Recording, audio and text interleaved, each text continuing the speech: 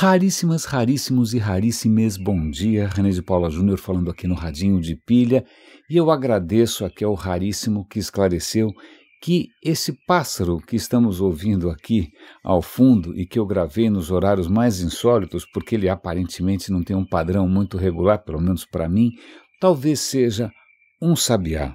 Eu vou acreditar piamente, porque eu não entendo nada de coisas que piam, eu agradeço imensamente. Mas tem uma questão curiosa, talvez esse meu fascínio meio tardio, essa coisa meio de meia-idade com os passarinhos que estão aqui à minha volta, se expliquem pelo fato de eu ter tido uma infância, como hei de dizer, concreta demais. Né? Eu nasci e cresci praticamente no centro de São Paulo, eu estudava ali literalmente na Praça da República, e meu contato com a natureza, pelo menos nesses verdes anos, não foram necessariamente verdes.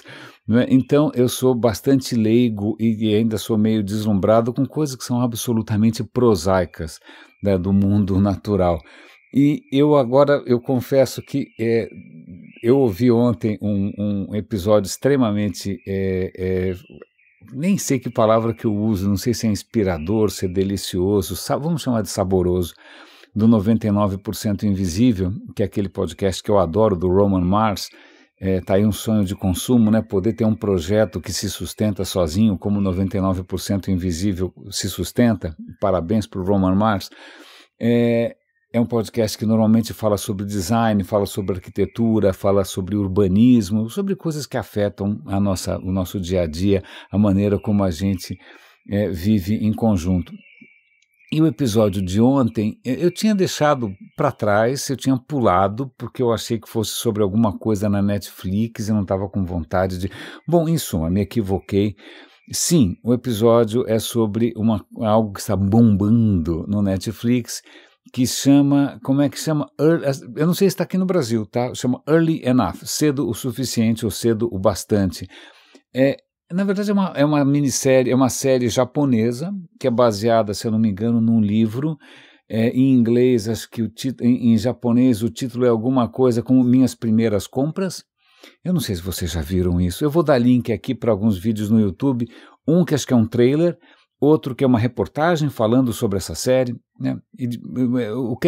Do que se trata? É encantador, né? Eu vi ali o trailer, são criancinhas japonesas muito pequenas, 2, 3, 4 anos, que estão indo fazer as primeiras compras, sozinhas. Sozinhas, como assim, cara pálida? E aí isso abre praticamente um fractal de assuntos aqui, porque a gente pode falar que foi o que o Roman Mars fez, ele destrinchou essa história toda, em inúmeros aspectos, não só sobre a cultura japonesa, sobre o urbanismo japonês, mas sobre, sei lá, aquilo que nos torna mais autônomos, mais independentes. A questão é a seguinte, antes de chegar na história da Netflix, a cultura japonesa tem uma tradição muito curiosa, que é de promover a independência, a autonomia das crianças. Então, quando a gente pega, por exemplo, Estados Unidos, né, as crianças vão para a escola como? Bom, 90% vai de carro. Alguém leva a criança para a escola, que é uma coisa que eu vejo aqui em São Paulo também, né, ainda mais aqui à minha volta, onde por carro entenda-se uma SUV blindada, com uma babá atrás de uma mãe na frente, parando em fila dupla, tripla, para deixar o moleque na porta da escola, como se ele não pudesse andar 5 metros sem ser abduzido, né, por gangues de narcotraficantes. Bom, pois bem, então 90% das crianças americanas, e eu acho que vamos pegar aqui classe média alta em São Paulo também, em grandes cidades brasileiras, também acho que vão para a escola de carro.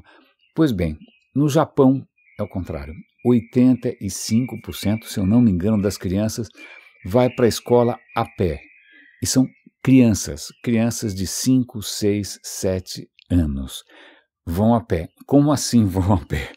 Tem vários aspectos aqui, acho que é o primeiro deles, até para dar um pouco mais de contexto. Depois da Segunda Guerra, o Japão estava arrasado, as cidades destruídas, né, tinham que ser reconstruídas. Eles se inspiraram numa educadora americana, numa urbanista americana, na verdade, que dizia o seguinte: o centro de um bairro tem que ser uma escola. né, a escola tem que ficar próxima, dos alunos, a escola não pode jamais ser distante.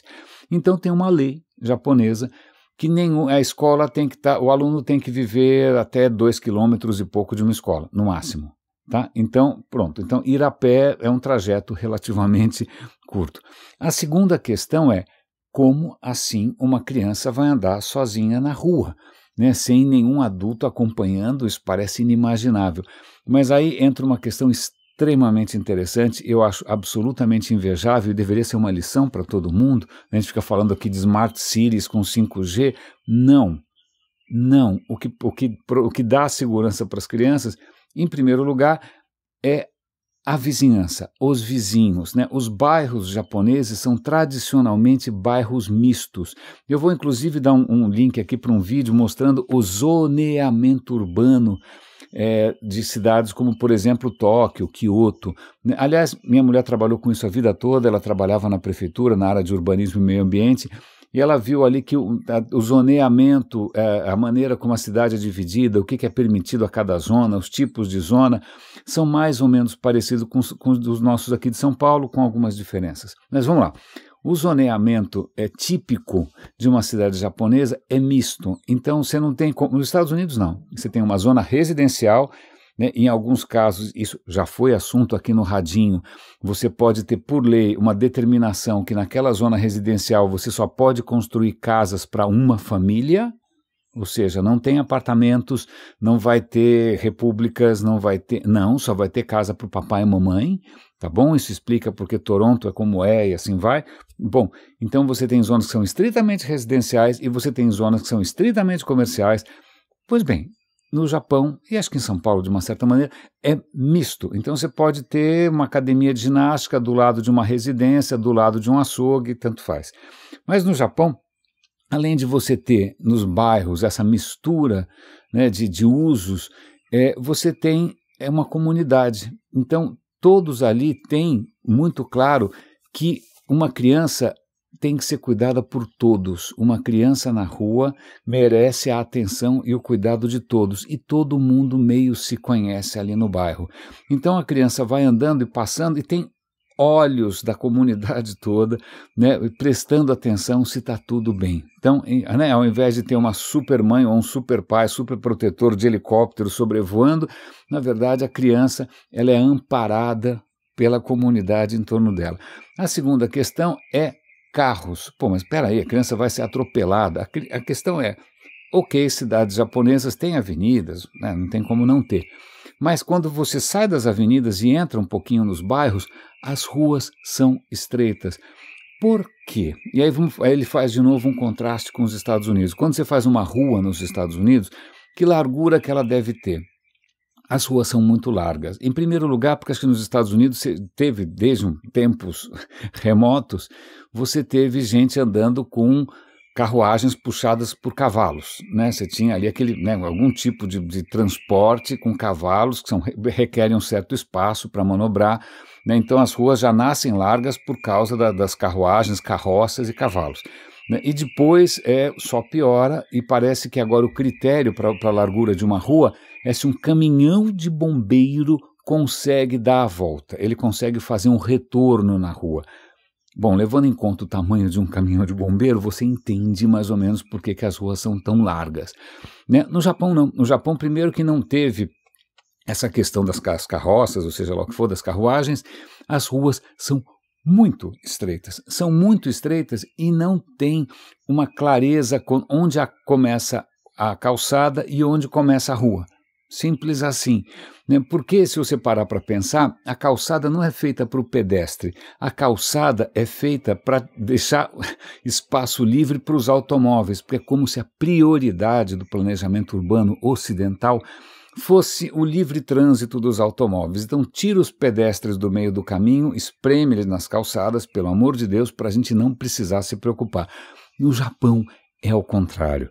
A prioridade é o pedestre e, sobretudo, as crianças. Então, as ruas são estreitas, as calçadas não são assim muito definidas, então isso obriga o motorista a andar devagar. Aí tem outra questão curiosa, E veja como é outro planeta, como o mundo é grande. Né? Que, aliás, é um dos grandes lemas do Radinho é esse, o mundo é grande, somos muitos. Pois bem, no Japão, se você quiser comprar um carro, você tem que comprovar que você tem uma garagem para colocar o carro. Por quê? Porque o carro não pode dormir na rua. Você pode estacionar o carro para fazer uma compra, para desembarcar alguma coisa, mas ele não pernoita na calçada. Então, não tem uma, como em qualquer cidade que a gente conheça, né, sempre aquela fileira, aquela parede de carros. Não tem. Então, até para o próprio motorista, ele tem muito mais visibilidade se alguma criança vai fazer algum movimento inesperado. Aliás, essa história de comprar carro e ter garagem, nesse videozinho sobre o zoneamento urbano do Japão, eles comentam que você tem que dizer qual é o tamanho do seu carro quando você vai comprar, e você tem que dizer qual é o tamanho da sua vaga, e no dia seguinte a polícia vai lá com fita métrica para ver se o seu carro efetivamente cabe e não vai ocupar o espaço da rua. Então vejam, e a coisa não para por aí. Tem uma outra coisa que eu achei absolutamente encantadora, é a seguinte, ok, tem crianças que são muito pequenininhas, então, de repente, né, sei lá, como é que a gente pode garantir um pouco mais de segurança para os pais não ficarem preocupados? Existe uma coisa chamada de ônibus pedestre, walking bus. O que é o walking bus? Simples assim, as crianças mais velhas, e quando eu digo mais velhas, não é que elas têm 19 anos, não, as crianças com 6, 7, 8, elas ficam responsáveis pelas crianças pequenas, que não são parentes, são simplesmente crianças que estudam na mesma escola. Então, se você é um pai que tem um filho pequenininho, você recebe ali uma comunicação da escola dizendo, olha, o ônibus andante, vamos chamar de ônibus andante, o ônibus andante vai passar na sua porta, sei lá, inventa aí, 7h23. Às 7h23 a criancinha tem que estar ali na frente de casa, porque vai passar o ônibus andante. E no que consiste um ônibus andante? Consiste nas crianças mais velhas, que são responsáveis pelo grupo, elas vão estar com um uniformezinho, com um chapeuzinho e segurando uma bandeirinha, certo, e elas vão acompanhar o grupo de crianças menores. Então veja, não é que vai ter algum marmanjo, ou tio, a tia, não, simplesmente crianças cuidando de outras crianças que são vizinhas. Então, imagina a cena que graça logo de manhã um grupo de crianças todas organizadinhas, uniformizadinhas, com bonezinho, com bandeirinha, os mais velhos cuidando dos mais novos. Eu achei essa história toda absolutamente genial. E o que é interessante é que o programa acaba entrevistando japoneses que vão morar em outros lugares e estranham os costumes. Fala, pera, como assim? Eu quero que o meu filho seja capaz de fazer a sua primeira compra sozinha. Isso é praticamente um ritual de iniciação, um ritual de passagem. Né? A criança recebe uma atribuição, olha, vai lá comprar flores, vai lá comprar pão, vai lá comprar farinha, o que até faz me lembrar de uma história em quadrinhos ou outro do Quino e da Mafalda, né? Então a criança vai, às vezes o pai faz um mapinha, ou então, sei lá, a mãe vai atrás assim, vendo se não vai acontecer nada esquisito, ela percebe que o moleque distraído está correndo atrás de borboletas, está olhando bichinhos no chão, né? Se fosse eu estaria fotografando provavelmente, mas esse é um rito de passagem. Agora imagina, essa família japonesa mudou para o Canadá, por exemplo. E isso é completamente alienígena numa cultura como a cultura americana, mesmo como a nossa cultura. Né? Uma criança sozinha não pode, é abandono. Né? E aí eles contam de eles tentando ensinar, por exemplo, o filho a andar de ônibus sozinho e os vizinhos denunciando para a polícia. Como assim esses caras estão deixando a criança andar sozinha por aí? E é curioso porque eles vão entrevistar, inclusive, os filhos, né, desses japoneses que estão aí passando por esse ritual de iniciação na vida urbana. E a criança falando, olha, cara, quando ela me mandou comprar um negócio lá na mercearia, eu cheguei lá, a prateleira era muito alta, eu não alcançava, e aí eu falei, puxa, acho que eu vou ter que perguntar para alguém, mas eu tenho vergonha, mas eu venci a minha vergonha, mesmo assim eu pedi, a pessoa me ajudou e deu tudo certo. Olha, eu recomendo para os outros pais que deem essa experiência para os seus filhos, eles vão se sentir mais independentes, mais confiantes, eu me senti super bem, de repente seu pai pode fazer um mapinha para você, como meu pai fez. Cara, eu fiquei absolutamente com inveja, porque eu pensei, eu acho que talvez a minha geração tenha tido um pouco mais de respiro, né? Pelo menos na adolescência, era possível para um adolescente, aliás, acho que eu conseguia ir para a escola de ônibus, com quantos anos? 11, 12 talvez, minha irmã era um pouquinho mais nova, a gente ia junto, nós andando ali pelo centro, Rego Freitas, né, Xavier de Toledo, pegando ônibus, era uma época um pouco mais civil, né? Eu acho que se eu tivesse crescido nos tempos de hoje, a vida seria bem diferente, né? Eu lembro de adolescente, 15, 16, 17 anos, circulando com mais liberdade, por aí, andando a pé de madrugada, que acho que coisas que hoje não são pensáveis. As crianças, os adolescentes são todos criados como se fossem, sei lá, dignatários de Estado, né, com os special, como é que se chama? Serviço de segurança em volta do cara. Aliás, eu me lembro de ter conhecido num episódio, trabalhava numa agência e um dos clientes era uma família muito rica, que tinha um negócio com bastante visibilidade, e eu lembro que uma das herdeiras ali, uma vez eu tinha ido fazer uma reunião de trabalho, ela falou, você está indo embora? Eu falei, vou pegar um táxi. Não, eu estou indo para aquelas bandas, eu te dou uma carona. Eu falei, puxa, que generoso, obrigado, tal. Mas aí eu percebi que a carona foi num carro blindado e ela tinha atrás um carro com 4 seguranças seguindo o tempo todo. A hora que ela parou o carro ali para eu descer, o carro de trás abriu e saíram 4 caras, provavelmente armados. Eu falei, que vida é essa que a gente tem?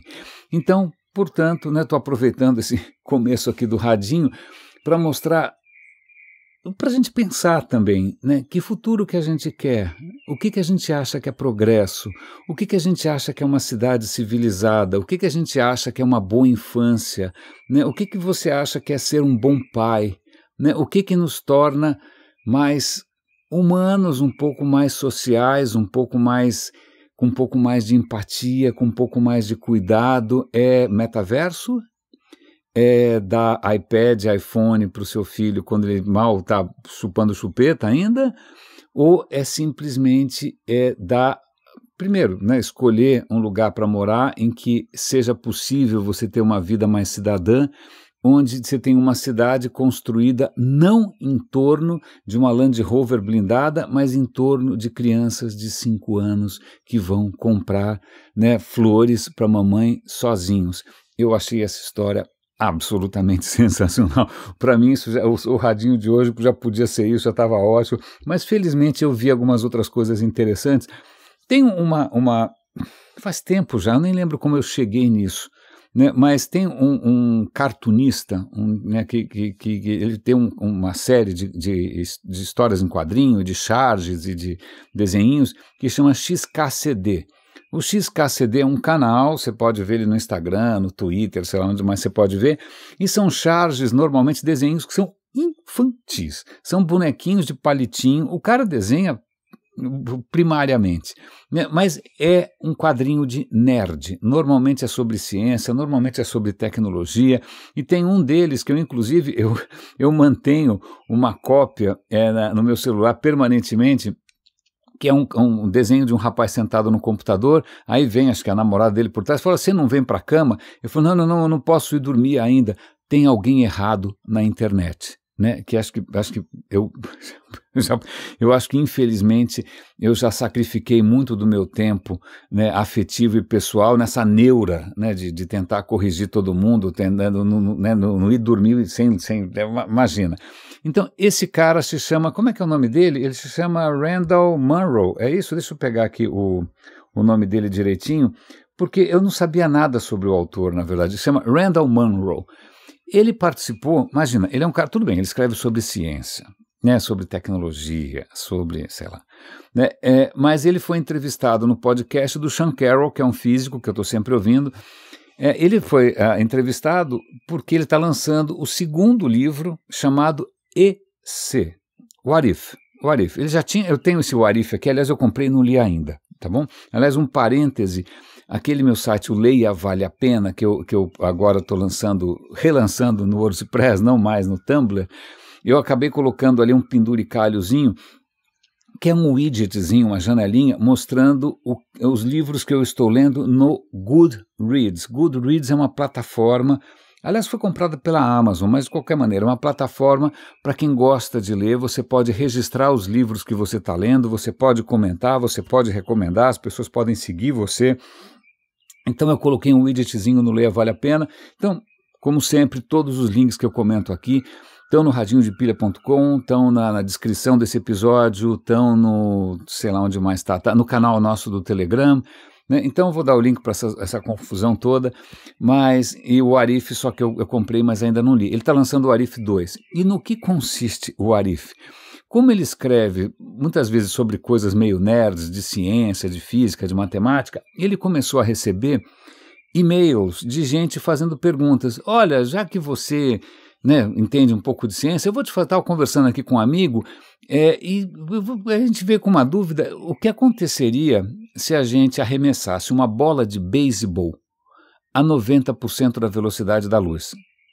Ele começou a receber umas perguntas assim, né, o Arif, o que aconteceria se a gente jogasse um bife, né, da órbita da Terra, como é que ele ia chegar aqui embaixo? Um monte de perguntas sem pé nem cabeça, e às vezes as perguntas vinham inclusive de crianças, né, crianças fazendo as melhores perguntas possíveis, e se, né, um trem na velocidade da luz, mas sempre umas situações muito insólitas. Aí, a partir dessas perguntas, ele fez um primeiro livro, né, e o livro foi um sucesso, obviamente suscitou ainda mais perguntas, e aí ele está lançando o segundo livro, que eu fiz a pré-compra já, porque eu sou compulsivo e eu não consigo não comprar.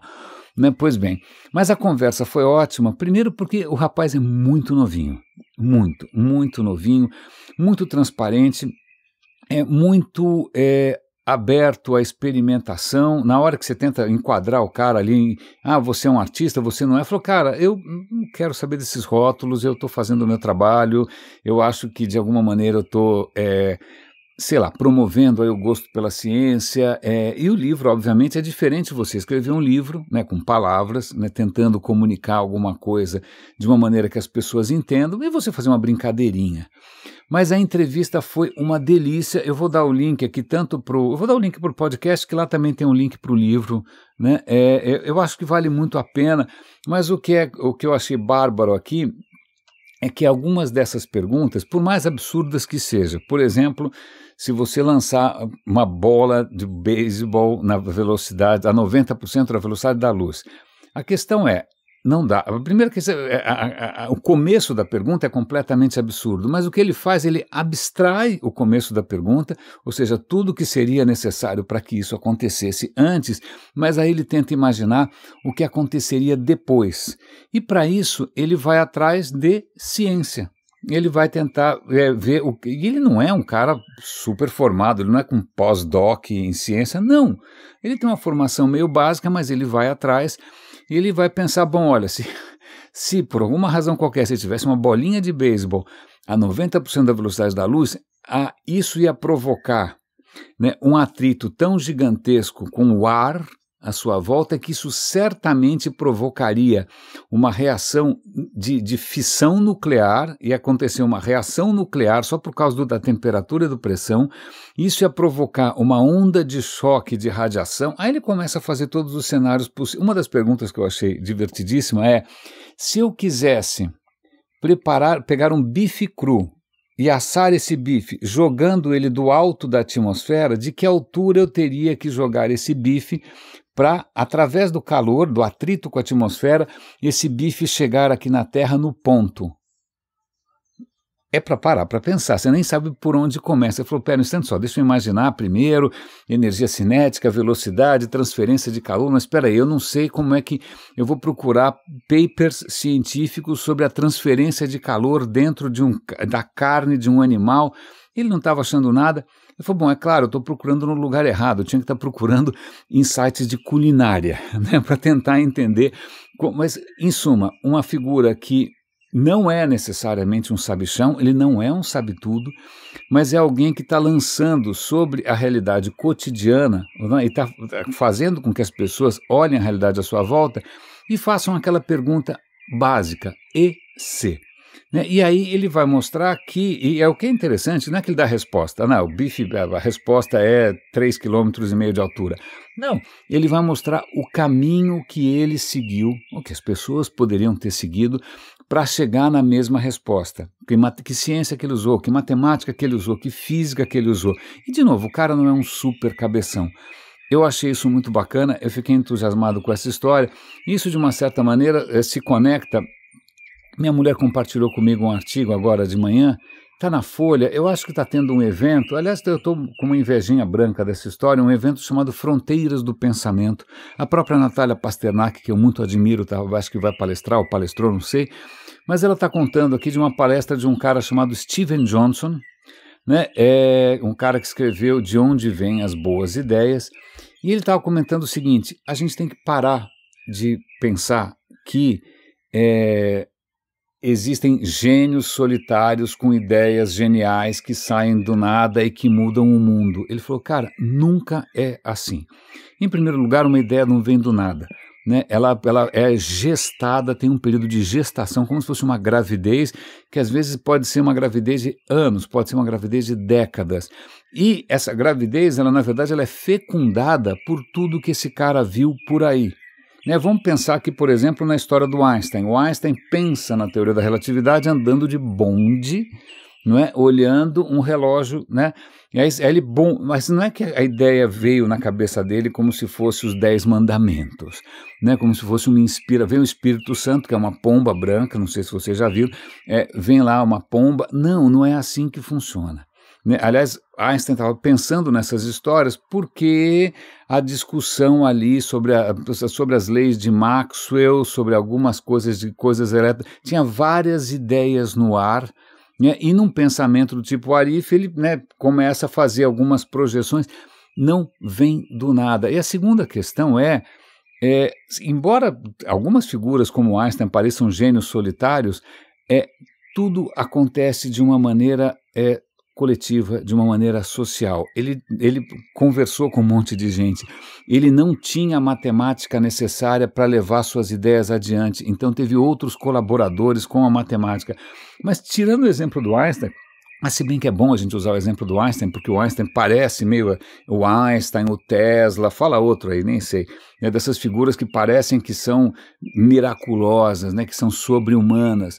Não, se a gente for ver de perto e ver o resto dos cientistas, este é um esforço colaborativo.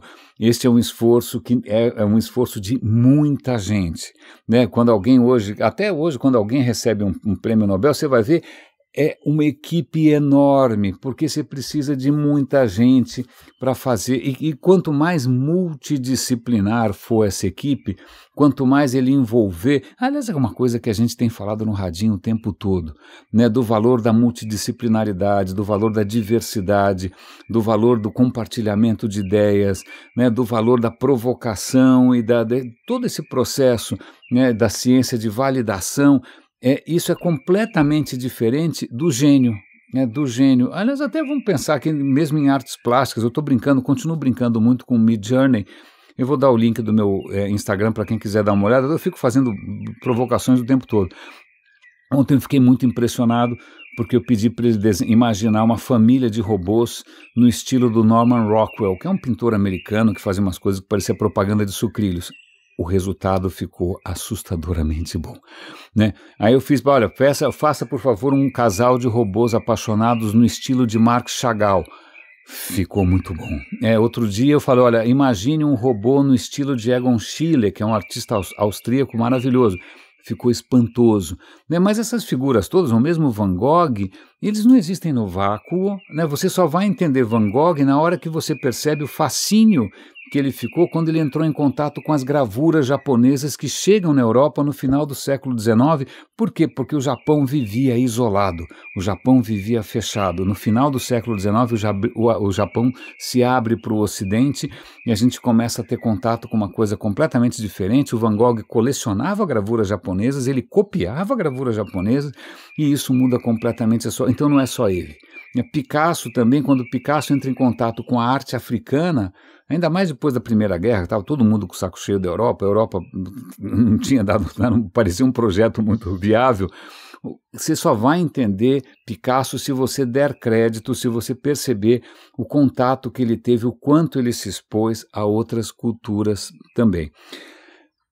Ok, tem uma outra história aqui, já que eu estou falando de multidisciplinaridade, é uma coisa que eu sinto uma falta danada quando a gente está falando de tecnologia, é a questão de ética, a questão humanística, né? Volta e meia eu vejo, quando eu estou falando aqui do Midjourney, eu vejo lá às vezes no YouTube, eu sigo um maluco no YouTube que ele fica comentando papers de inteligência artificial e o cara fica fascinado e ele nunca se preocupa com o impacto das coisas, ele nunca, em nenhuma vez se pergunta se aquilo vai gerar desemprego, se vai gerar desigualdade, se vai ser usado para fake news, se vai ser usado para deepfake, ele não está nem aí.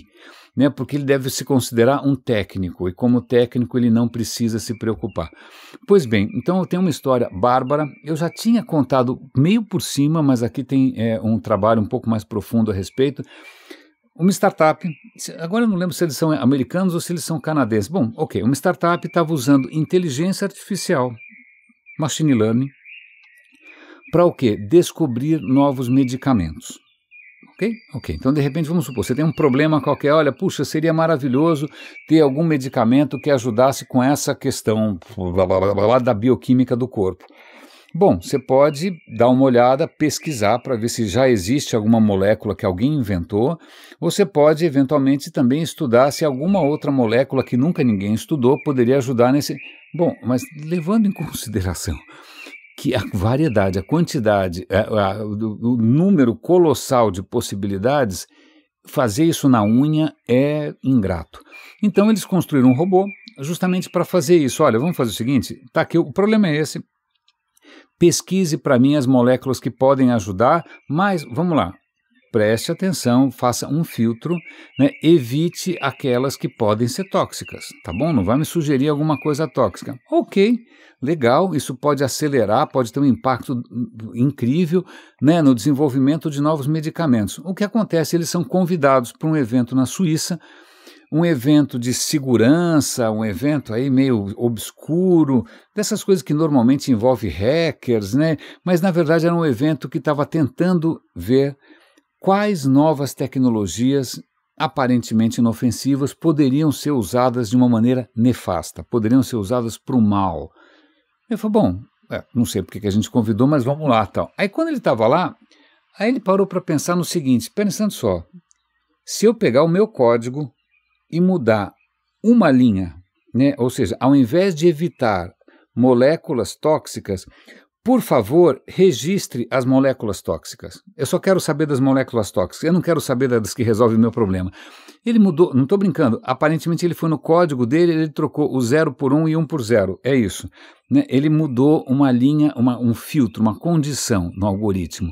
E aí ele pegou, deixou isso rodando no laptop dele, não é nem que ele estava usando uma super nuvem maravilhosa, não, deixou rodando. No dia seguinte, quando ele chega, ele ficou assustado, porque em questão de algumas horas, o computador tinha encontrado 40 mil moléculas potencialmente tóxicas. Ele falou, caraca, que louco, puxa vida, será que alguma dessas moléculas é conhecida? Ele pegou uma delas ali, que estava ali na lista.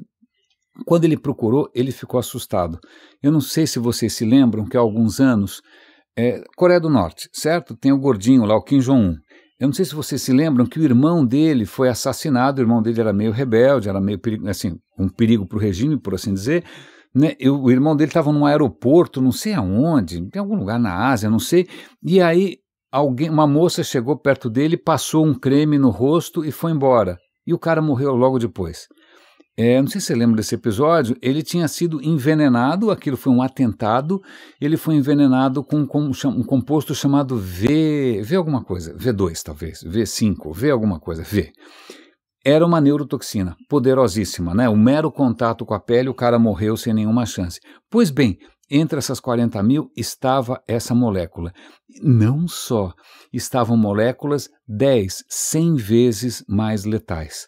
O cara ficou branco, falou, meu Deus, é tão fácil assim. E aí eles publicaram um paper, isso na época a gente comentou aqui no Radinho, Isso na época foi um frisson, né? Foi todo mundo apavorado, onde já se viu. E aí, o que eu não sabia é que num certo momento eles são chamados pelo governo americano.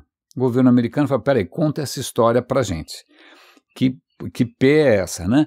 Aí os caras contam, aí os americanos falam, ok, legal, poxa, que bom que vocês não fizeram nada com isso, né, que tá tudo aí. Onde que tá? Ah, tá no meu computador, o computador tá desconectado da internet, não tem como, tá criptografado, a lista dessas 40 mil coisas tóxicas tá realmente, tá num cofre aqui, num cofre digital.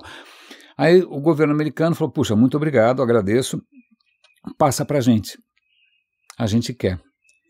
E aí eu faço a pergunta para você, se você fosse o dono dessa startup, você é um cidadão americano, você, sei lá, né, patriota, etc e tal, você descobre armas de destruição em massa poderosíssimas, sem nenhum tipo de antídoto, e o governo pede para você repassar para ele. O que você faria? Tic, tic, tic, tic, tic, tic, tic. Pois bem, o cara negou. Culhão para mim é isso, entendeu?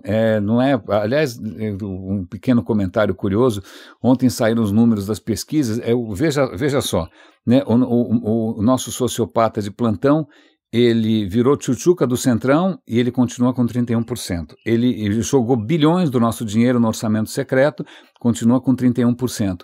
Ele sequestrou o 7 de setembro, estuprou o 7 de setembro nacional, né, e continua com 31%, de onde se conclui que é uma candidatura com problemas de ereção. Então ele pode ser imbrochável, mas a candidatura dele, pelo visto, é meia bomba. Mas voltando aqui, né? Pois bem, o governo pediu essa história para eles e o cara disse não. Aí o repórter pergunta, mas explica, desenvolva, qual é o racional da sua negativa? Ele falou, cara, é o seguinte, eu sei que outra pessoa pode fazer um robô parecido e chegar à mesma conclusão, tá? Mas eu não quero ser o cara responsável. Não, se alguém quiser desenvolver, desenvolva, eu não tenho como controlar. Mas se eu passar isso para um governo e isso sair fora de controle, vale lembrar que o Trump levou documentos nucleares para casa, de repente ele poderia ter levado essa lista também, por que não? Ele falou, não, não, isso está trancadinho na minha máquina, se alguém fizer uma coisa parecida, cara, pelo menos não fui eu. Eu achei isso interessantíssimo, né? Tem várias questões aqui, tem primeiro a questão do estrago que você pode fazer simplesmente com um algoritmo, né, com algumas linhas de código e algum tempo livre. É lógico, nem todas essas moléculas você vai conseguir fazer no porão da sua casa usando, sei lá, produto de limpeza. Não, né? Nem todas as moléculas são fáceis de fazer por um lobo solitário, um terrorista e tal. Mas, não é? Mas aí volta essa questão, o senso de responsabilidade, né? Se você descobre uma coisa dessa, o que você faz? Você sai correndo atrás do investidor, você vai para o Shark Tank, o que você faz com alguma coisa que você descobriu? Pois bem, eu achei essa história bárbara. Eu acho que o radinho de hoje, acho que a gente já está num bom caminho aqui. Eu vou começar a pensar em como encerrar, e eu acho que uma maneira de encerrar isso, já que a gente falou bastante de Japão, e a gente falou bastante de diversidade cultural, eu vou indicar de novo para vocês um canal chamado Food Insider no YouTube, porque eles têm um trabalho muito interessante, são uns vídeos muito engraçadinhos, mostrando como que algumas tradições culinárias são diferentes ao redor do mundo. Então, eu vou passar mostrando como queijo é consumido ao redor do mundo. Então, você tem desde aqueles queijos, aliás, estou me lembrando a primeira vez que eu entrei numa loja de queijo francês, eu quase entrei em coma, né? Porque, imagina, não sei como é que os caras conseguem respirar lá dentro, né? Só como de manhã eu como queijo branco, os caras comem sei lá o que, Roquefort, não é? Mas, pois bem, você tem desde o Roquefort na França, até um queijo não sei como no México, até um queijo diferente na Finlândia, que os caras mergulham dentro do café, até um queijo feito de uma maneira estranha na Etiópia, até um queijo de cabra, o queijo feta. Cara, queijo, porque você fala para você gosta de queijo? Você fala, gosto. Bom, então defina queijo. Queijo onde, cara pálida?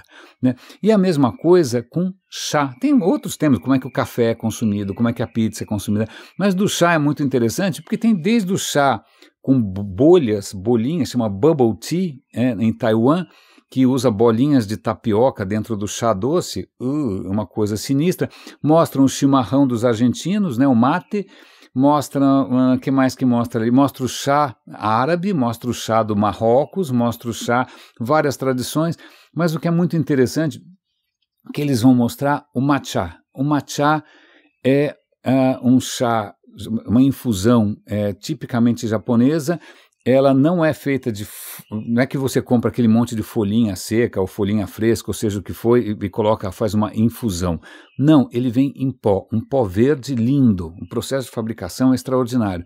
Né? Eu acho que eu já tinha passado para vocês o link de um cara que fabrica de uma maneira absolutamente artesanal o matcha, com moinhos de pedra, tudo feito na mão, plantado à mão, colhido à mão. Então, o matcha, além dele ser produzido de uma maneira essencialmente japonesa, né, o jeito que ele é servido na cerimônia do chá. Eu sabia que existia uma cerimônia do chá, né, mas o que eu não sabia é que a cerimônia do chá é um ritual de absoluto rigor, né, onde o jeito que cada movimento é feito, o instrumento que você usa, ou como você gira, é um balé. Ou para quem já fez artes marciais, é quase como um kata. Né, uma sequência de movimentos codificada que tem que ser feita da maneira mais primorosa possível, né? Então não é que você pega o chá, joga toma aí e sai correndo. Não, ele embute ali não só todo um tempo que você tem que dedicar, toda uma atitude, né, todo um ritual que é desenvolvido a sei lá quantas gerações e que tem que ser absolutamente feito da maneira correta. E a pergunta é, o cara está tomando só matcha? Não, ele não está tomando só matcha, ele está tomando o Japão inteiro. Né? Não é, a gente fica sempre com essa ideia, então eu vou importar matcha, vou fazer aqui, vou copiar. Desculpa, matcha não é só o chá. Assim como o chimarrão gaúcho não é só comprar no supermercado. O chimarrão gaúcho significa você estar numa roda de amigos e passar a bomba para todo mundo. Então, vejam, a gente isola as coisas quando não deveria isolar. Então, quando a gente vê uma série na Netflix com uma criança japonesa encantadora indo sozinha comprar flores para a mãe, tem muito mais do que isso. Tem um Japão inteiro, tem um outro mundo, tem uma outra maneira de você definir o que é um humano. E isso, eu confesso, que me inspira imensamente. Né? A gente olha em volta e percebe que a maneira como a gente vive poderia ser menos pobre e que não é uma questão aí de metaversos nem nada, é uma questão da gente voltar a prestar atenção naquilo que é analógico, irrepetível, né? Sempre diferente e sempre inesquecível. Raríssimos, um episódio um pouco mais curto hoje. Acho que eu devolvo para vocês o tempo que vocês me dedicam e façam um boníssimo uso. Cuidem-se, por favor, um grande abraço e até amanhã.